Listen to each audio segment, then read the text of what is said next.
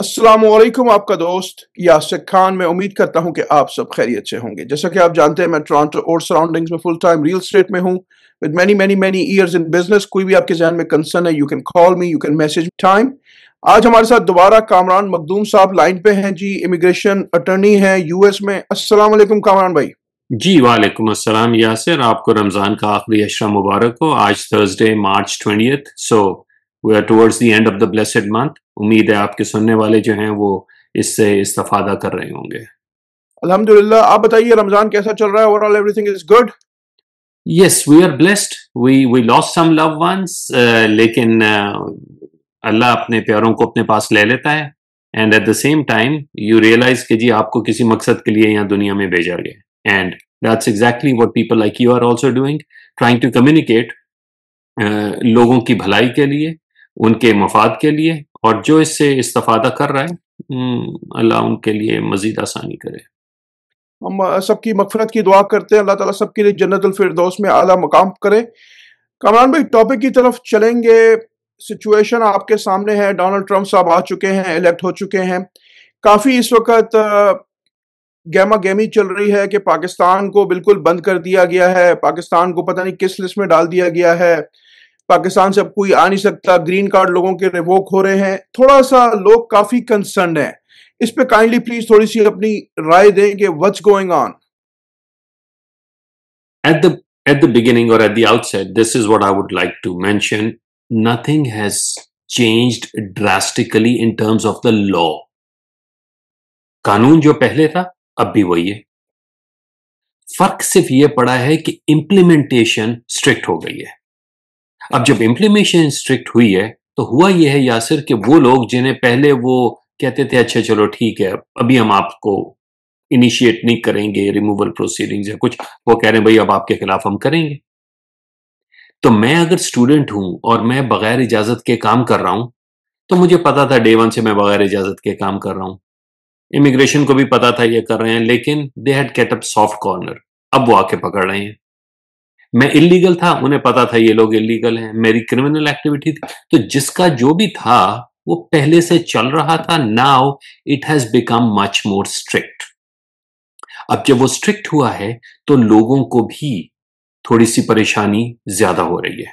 और फिर media hype किसी हद तक अपनी रेटिंग्स बढ़ाने के लिए या अपना नाम के जी ब्रेकिंग न्यूज हम ये दे रहे हैं, that's unfortunately I have seen which is not the real fact. तो पहली चीज जहां तक ये है कि जी 3 लिस्टें आ गई हैं, उसमें पाकिस्तान का नाम ऑरेंज लिस्ट में है या उसमें पाकिस्तान का नाम येलो लिस्ट में है या ग्रीन लिस्ट में है। अभी तक even last night white house की जो प्रेस सेक्रेटरी हैं उन्होंने कहा इस किस्म की हमने अब तक कोई लिस्ट नहीं बनाई। शी इज हरसेल्फ एडमिटिंग, वो कह रही हैं ये जिसकी दिल में जो बात आ रही है वो अपने मुताबिक कर रहा है। So now through through your channel as well I would like to inform people कि ऐसी कोई चीज अभी है नहीं। So don't start that fear in speculation. कब होगा विल सी, और जब होगा तब ही पता लगेगा कि किस किस पे उसका इतलाक हो रहा है। ऐसे कौन से लोग हैं जो डायरेक्टली अफेक्टेड हैं, इनडायरेक्टली अफेक्टेड हैं, वो लोग जो यूएस के अंदर हैं और उनके वीजाज हैं, वो जो आज जा रहे हैं और वीजाज के लिए अप्लाई कर रहे हैं। क्योंकि इसका प्राइम फोकस जो है वो एक चीज ही है यासिर, और वो ये है कि जिस दिन डोनाल्ड ट्रंप आया था जनवरी 20th को, उसने मुतादिद ऑर्डर्स पास किए थे। उन्हीं में से एक ये था जो कहता था कि हमने उन लोगों की वेटिंग करनी है, उन लोगों के बैकग्राउंड चेक्स को सही तरीके से देखना है जो यूएस में आ रहे हैं, विच इज नेचुरल, पहले भी होता था। आपने कई दफा देखा होगा कि एक शख्स ने कहा कि जी मैंने अपना वीजा का इंटरव्यू दिया है और उन्होंने मुझे जवाब दे दिया कि ठीक है आपको बताएंगे, और 4 महीने हो गए हैं, 1 साल हो गया, हमें कोई जवाब नहीं मिल रहा, which is called administrative processing और बैकग्राउंड चेक्स। तो वो पहले भी होता था, अब भी हो रहा है। अब इस रेगुलेशन के मुताबिक क्या क्या चीजें आएंगी, किस पाकिस्तानी के ऊपर, whether that person is born in Pakistan and living in Pakistan, या वो पाकिस्तानी पासपोर्ट है और वो अब रह रहे दुबई में या ऑस्ट्रेलिया में या पूरी दुनिया में कहीं पे, क्या उस पर भी इतलाक हो रहा है। So there are many unknowns. However, the thing which is causing panic and fear in the people is कि आपको खबर मिल रही है कि जी इस शख्स को उठा लिया और उसे डिपोर्ट कर दिया, इस शख्स को पकड़ लिया जो यूएस में आ रहा था, उसे रोक लिया और उसे अंदर नहीं आने दिया। अब ये पहले भी होता था, तो ये कोई नई चीज नहीं है कि अब शुरू हुई है। फर्क यह है कि अब उसे सरफेस पे ज्यादा आ गया है, उसे हाईलाइट ज्यादा किया जा रहा है और वो फियर फैक्टर जो है वो लोगों में ज्यादा आ रहा है। So any person who is regularly maintaining his और हर स्टेटस, उस शख्स को घबराने की जरूरत नहीं है। अब उसमें कई लोग ऐसे भी हैं जो कि ग्रीन कार्ड पे हैं, and there is a difference between a person who has a green card and a citizen. Anything that is a slap on the wrist for a citizen may be considered as a deal breaker for a green card holder. क्योंकि even on a green card वो कहते हैं कि अगर आपके 2 या इससे ज्यादा मिसडिमीनर हैं, हम आपको डिपोर्ट कर सकते हैं, because now what they say is you are not a person of good moral character. क्योंकि जब एक शख्स ग्रीन कार्ड से सिटीजनशिप पे जाता है तो वो कहते हैं कि जी you need to have a person with a very neat and clean character, क्योंकि आपके 2 या इससे ज्यादा मिसडिमीनर हो गए हैं। अब होता क्या है कि people come across law enforcement through simple things, and what is that simple thing? मैं गाड़ी चला रहा हूं, मेरा ब्लिंकर ऑन नहीं हो रहा, मेरी विंड स्क्रीन इस हद तक टूटी हुई है कि उसमें से नजर मुश्किल आ रहा है, टिंटेड दरवाजे हैं, कोई भी ऐसी चीज है जो अपेरेंटली पुलिस को ये मौका दे रही है मुझे रोकने का। अब जैसे ही पुलिस मुझे वहां पे रोकती है, then they have a reasonable suspicion. Otherwise अगर गाड़ी सही चल रही है, they don't have any reason to stop me. लेकिन जब वहां रोकते हैं, then what they do is they simply check my identification. अब होता ही है, जब वो मेरी आइडेंटिफिकेशन चेक करते हैं तो वहां पता लगता है मेरा स्टेटस क्या है, वहां पता लगता है कि मैं इलीगल हूं, मेरे खिलाफ कोई क्रिमिनल केस है, और फिर then they put me under ICE custody, immigration and customs enforcement. तो it's just one after the other thing, a spiral of events, जो एक अनफॉर्चुनेट इंसिडेंट से शुरू होता है, but if there is nothing, कुछ इंफॉर्मेशन आई है कि there are work place raids. अब वो जो वर्क प्लेस रेड भी है, that is normally an I-9 raid. I-9 का मतलब है कि I-9 एनफोर्समेंट, कि हर एम्प्लॉयर पे लाजमी है कि वो जब अपने एम्प्लॉयज को रखे तो ये देखे कि वो employees legally are they legally allowed to work और नॉट। अब आइस क्या करती है, वो आती है इस नियत से कि हमको तो I is in India -9 I-9 raid. तो वो कहते हैं हम तो ये देखने आए हैं कि आपके पास जो एम्प्लॉयज हैं, क्या वो लीगली आपको काम करने की इजाजत है। अब चूंकि वो नहीं होते, they look at people who do not have any legal documents, then they arrest them. तो रेड तो हो रही है, बिल्कुल सही है, और ये रेड कानून में इजाजत भी है, लेकिन वो इमिग्रेशन रेड ऐसा सच नहीं है कि जाओ और जाके इलीगल लोगों को पकड़ो। वो बेसिकली ये है कि जाओ और जाके ये देखो कि जो ये वर्कफोर्स है, इस वर्कफोर्स को काम करने की इजाजत है या नहीं। और यूएससीआईएस का एक डेटाबेस है, उसे कहते हैं ई-वेरीफाई। वो डेटाबेस सारे यूएस के लिए है, पूरे एम्प्लॉयर्स के पास होता है, जिसमें वो अपने एम्प्लॉयज का डेटा डाल देते हैं और गवर्नमेंट के पास पहले से डेटा होता है। सो ये चीजें ऐसी नहीं है जो कि अब सरफेस पे आ रही है कि ओ ये नया हो गया है, ट्रंप ने ये कर दिया। हाँ, इन्फोर्समेंट ज्यादा हुई है, लेकिन ये चीजें पहले भी थी। और एज दे से हो, गेहूं के साथ घुन भी पिस जाता है। सो कोलैटरल डैमेज का अब जिक्र हो रहा है, और वो कोलैटरल डैमेज ये है कि वो मिस्टर ए के लिए आ रहे हैं एंड मिस्टर बी के साथ ए रहता है, तो वो मिस्टर बी से भी पूछते हैं कि भाई बताओ आपका स्टेटस क्या है। पहले ये होता था, वो आते थे, मिस्टर ए को पकड़ते थे, बी सी डी साथ बैठे हैं, वो कहते हैं कोई ताल्लुक नहीं, बैठे रहो, because they were only targeting for that person. But then at the same time the interesting part is के ट्रंप जो है वो लॉ ऑफिसर्स की तादाद कम कर रहा है, जजेस को फायर कर रहा है। तो एक तरफ एनफोर्समेंट को कह रहा है ज्यादा करो, दूसरी तरफ फेडरल गवर्नमेंट और बाकी चीजों पे भी वो कह रहा है कि जी लोगों को कम करो, dose. Department of government efficiency headed by Elon, तो वहां पे वो कोशिश कर रहे हैं कि जी इस डिपार्टमेंट से ये लोग निकाल दो। सो ज्यादा देर ये चीज नहीं चलेगी। Ultimately it's going to be in the benefit of the people, because अगर एनफोर्समेंट करनी भी है तो लॉ एनफोर्समेंट ऑफिसर्स तो नहीं है ना। और एक बात हमें याद रखनी है कि ये जो सीबीपी आइस है, ये लॉ एनफोर्समेंट है, लॉ एडजुडिकेटर नहीं है। तो जब भी हम बात करते हैं ना लॉ एनफोर्समेंट, एनफोर्स का मतलब है एक चीज है, जाओ इसे पकड़ो। अब अगर एक चीज ही नहीं है तो वो जाके किसे पकड़ेंगे? वो फैसला करना इमिग्रेशन कोर्ट का काम है, वो फैसला करना यूएससीआईएस का काम है। तो अगर एक शख्स यूएस में आया है और उसका केस चल रहा है, तो जब तक वो केस चल रहा है एनफोर्समेंट उसके खिलाफ नहीं आएगी, क्योंकि उसका केस चल रहा है। तो normally that's what is being happening over here and that's what the hype is being created. ठीक हो गया कमरान भाई। अच्छा, इसमें ये बताएं कि अब जो लोग इस वक्त इनलीगल हैं यूएस में या जिनके प्रॉपर स्टेटस मेंटेन नहीं है, उनको इस वक्त क्या एक्शन करना चाहिए? क्या उनको आप जैसे किसी इमिग्रेशन लॉयर के साथ कंसल्ट करना चाहिए? What are their option at this point? I would strongly recommend कि दोस्तों से बात ना करें, किसी प्रोफेशनल से बात करें,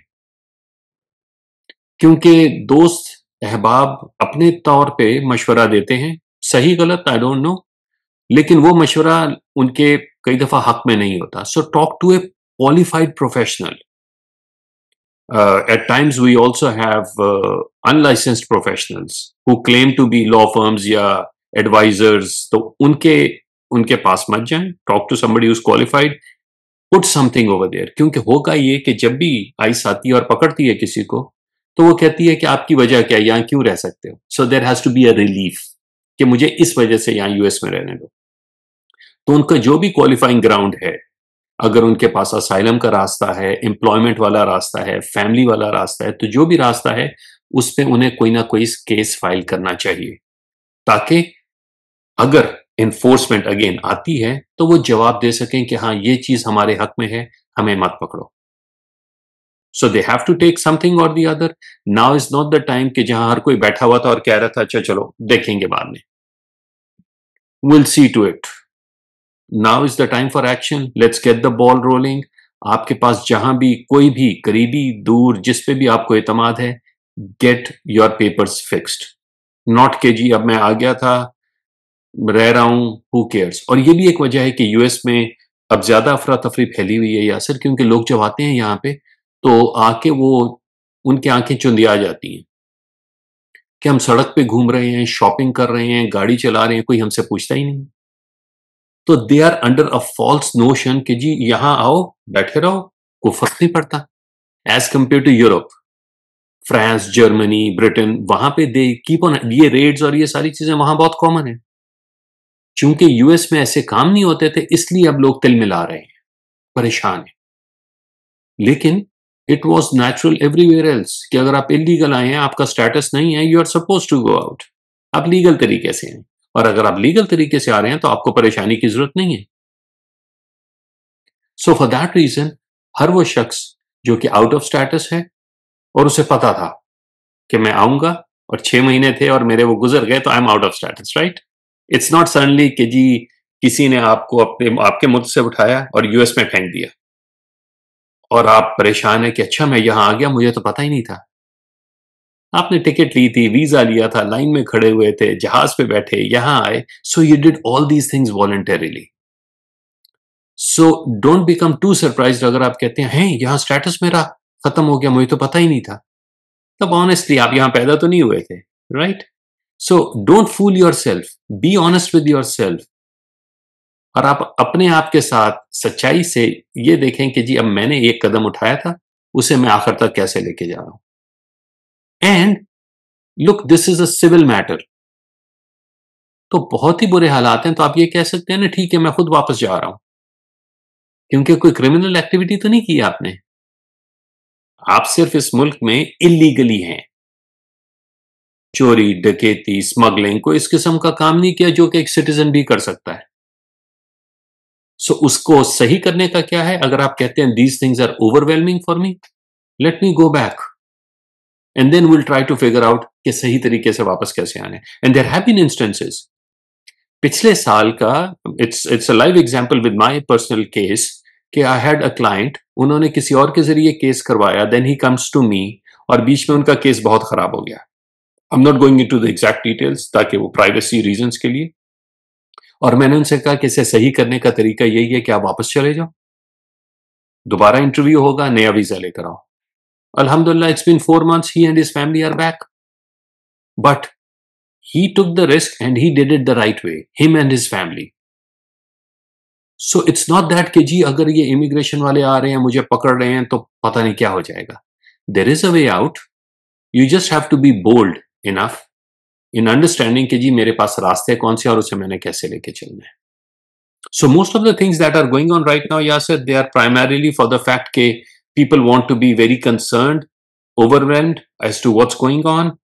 But again, if you are going by the regulations, you are doing what you are supposed to do, nothing to worry about. अच्छा, ये एक और चीज भी सुनने में आ रही है कामरान भाई कि कोई एक डेटाबेस है जहां पे वो चाह रहे हैं कि जितने भी लोग अनस्टेटस है वो लोग जाके अपनी पूरी प्रॉपर इंफॉर्मेशन शेयर करें. इससे भी लोगों के काफी कंसर्न्स आ रहे हैं. तो is something this is happening right now? Yes, it is there. And again, this is not the first time. 9/11 हुआ था, उसके अलावा उसके बाद उन्होंने कह दिया कंपल्सरी रजिस्ट्रेशन है हर किसी की. तो अगेन कई चीजें ऐसी हैं. देखें, अगर आप यासिर मुझे अपने घर दावत दें तो कानून किसका चलेगा? आपका घर आप. एंड अगेन माइंड यू, आप मुझे दावत नहीं दे रहे, मैं खुद एप्लीकेशन दे रहा हूं. मैं कह रहा हूं यासिर साहब, क्या मैं आपके घर आके रह सकता हूं? क्या मैं आपके घर आके पढ़ सकता हूं? राइट? तो यासिर ने तो मुझे इनवाइट भी नहीं किया, मैंने खुद इनिशिएशन ली. जब मैं विजिट वीजा फाइल करता हूं, जब मैं स्टूडेंट वीजा फाइल करता हूं, कोई भी वीजा फाइल करता हूं, क्योंकि वीजे का मतलब क्या है? इजाजतनामा. अब जब मैं आपसे इजाजत मांग रहा हूं तो आपका हक बनता है ना, आप जो मर्जी चाहें उस पर पाबंदी लगाएं. और आप वो पाबंदी कभी ज्यादा कर दें, कभी कम कर दें, based on my conduct. Right? We all have neighbours, we all have friends and relatives. किसी के आने पे हम बहुत ज्यादा खुश हो जाते हैं, किसी के आने पे हम फ्राउन करते हैं. Why is that? It's just human psychology. And that's what the governments also do. Based on countries के पास से उन्हें क्या कुछ मिला है, they make these adjustments. और अब भी it's primarily the same thing which Trump did on his first day of office, vetting के हवाले से, कि जो लोग आ रहे हैं हमें पता नहीं है वो कौन है. अब नॉर्मली उन्होंने अब कहा है कि 14 साल से ज्यादा उम्र के जो लोग थे, जो बच्चे थे, क्योंकि उनके फिंगरप्रिंट्स नहीं होते थे बाहर. अब जब वो बच्चा यहां आ गया और वो 14 से ज्यादा हो गया तो उसके फिंगरप्रिंट्स होने चाहिए. क्यों? ताकि वो डेटाबेस में हो. और वो डेटाबेस में इसलिए भी है कि everybody who is neat and clean benefits out of it.